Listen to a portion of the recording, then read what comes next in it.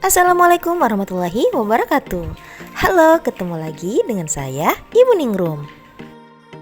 Nah, pada materi kali ini kita akan membahas kemajuan peradaban Islam pada dinasti Bani Umayyah. Jangan lupa siapkan buku dan alat tulis ya. Dinasti Bani Umayyah merupakan kerajaan Islam penguasa Asia, Afrika, dan Eropa. Didirikan oleh Muawiyah bin Abu Sufyan bin Harb bin Umayyah pada tahun 41 Hijriah atau sekitar 661 Masehi. Dinasti Umayyah terbagi menjadi dua periode. Periode awal di Damaskus yaitu sekitar 661 sampai 750 Masehi, kemudian dilanjutkan di Andalusia sekitar 756 sampai 1031 Masehi. Nah, materi yang kita akan bahas adalah Umayyah di Damaskus. Bani Umayyah adalah kekhalifahan Islam kedua yang didirikan setelah wafatnya Nabi Muhammad SAW. Pendiri Bani Umayyah sekaligus khalifah pertamanya adalah Muawiyah bin Abu Sufyan atau Muawiyah pertama. Pada masa pemerintahan Muawiyah bin Abu Sufyan terjadi perubahan sistem pemerintahan dari demokratis menjadi kepemimpinan yang turun-temurun. Bahkan seluruh rakyat Damaskus diwajibkan untuk setia pada anaknya Yazid.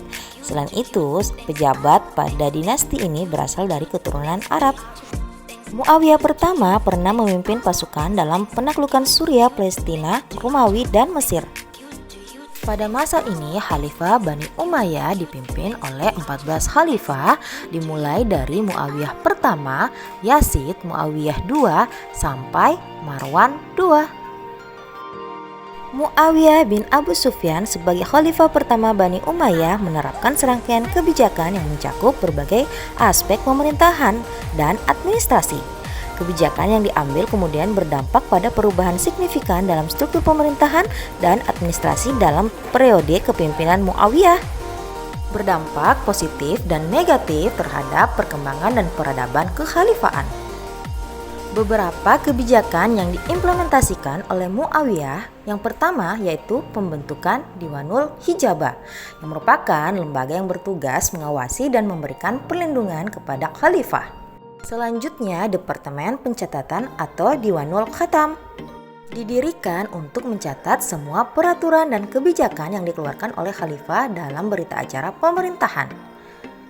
Yang ketiga adalah Departemen Pos yang bertugas untuk mengirimkan informasi dari tingkat provinsi ke pemerintahan pusat. Percetakan mata uang sebagai langkah dalam membangun perekonomian yang terstruktur. Selanjutnya, Departemen Pajak yang didirikan untuk mengelola pajak dari berbagai provinsi di bawah kekuasaan Bani Umayyah. Kemudian, reformasi fungsi Baitul Mal dari departemen yang mengelola harta kekayaan rakyat menjadi harta kekayaan keluarga khalifah. Dan terakhir adalah perubahan sistem pemerintahan. Salah satu kebijakan kontroversial adalah perubahan sistem pemerintahan dari khalifah demokratis menjadi monarki turun-temurun. Kebijakan dakwah Muawiyah yang pertama, dakwah ke Asia dan Eropa atau Romawi Timur. Rendahnya tingkat kesejahteraan rakyat Romawi dan untuk memperjuangkan keamanan dan keselamatan rakyat dari keganasan Romawi dan pengaruh Kristen Ortodoks adalah latar belakang penyerangan Muawiyah ke Bizantium. Yang kedua adalah dakwah ke Afrika Utara. Sebagai upaya menyelamatkan bangsa Afrika dari kerajaan Bizantium yang selanjutnya Islam berkembang dengan pesat di berbagai penjuru Eropa seperti Italia, Prancis, dan Spanyol. Yuk intip salah satu khalifah Umayyah yang terkenal. Beliau adalah Abdul Malik bin Marwan. Merupakan salah seorang khalifah Umayyah di Syria yang paling lama berkuasa. Mewarisi tampuk kekhalifahan dari ayahnya dan diteruskan oleh anaknya. Sepeninggalannya, 4 putranya diangkat menjadi khalifah. Apa saja ya jasa-jasa Abdul Malik bin Marwan? berhasil menyatukan seluruh kekhalifahan dalam kendali tunggal Umayyah yang berpusat di Syria, mengalahkan Abdullah bin Zubair yang menjadi khalifah pesaing di Makkah dan mengakhiri perang saudara. Khalifah pertama yang mencetak dinar dan menetapkan bahasa Arab sebagai bahasa resmi di pemerintahan. Dia juga menjadikan keluarganya sebagai pusat kekuasaan dengan memberikan mereka berbagai kedudukan penting seperti gubernur dan panglima.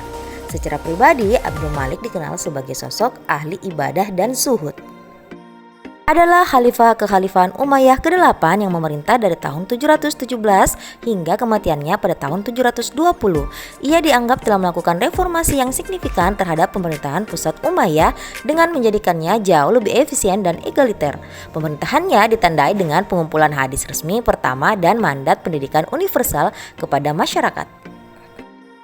Apa saja ya usaha-usaha Umar? Dalam bidang agama, menghidupkan kembali Al-Quran dan Sunnah Nabi Sallallahu Alaihi Wasallam, kerjasama dengan ulama besar, menegakkan hukum syariat dengan serius dan membukukan hadis. Dalam bidang pengetahuan, pemindahan sekolah kedokteran di Mesir ke Turki, menerjemahkan buku kedokteran dari bahasa Yunani ke bahasa Arab. Di bidang politik, menetapkan politik yang adil, membentuk tim monitor, memecat gubernur yang tidak berkompeten dan tidak taat beragama, meniadakan pengawal pribadi, menghidupkan toleransi dan kerukunan. Dalam bidang ekonomi, mengurangi beban pajak, membuat aturan timbangan dan takaran, menghapus sistem kerja paksa, memperbaiki tanah pertanian, irigasi, sumur, dan pembangunan jalan raya, serta memberikan santunan fakir miskin dan anak yatim. Dalam bidang dakwah dan perluasan wilayah, menghapus bayaran jizyah, mengirim 10 pakar Islam ke Afrika Utara dan mengirim pendakwah ke raja-raja India, Turki, dan Babar di Afrika Utara. Kemajuan peradaban Islam pada masa Daulah Umayyah.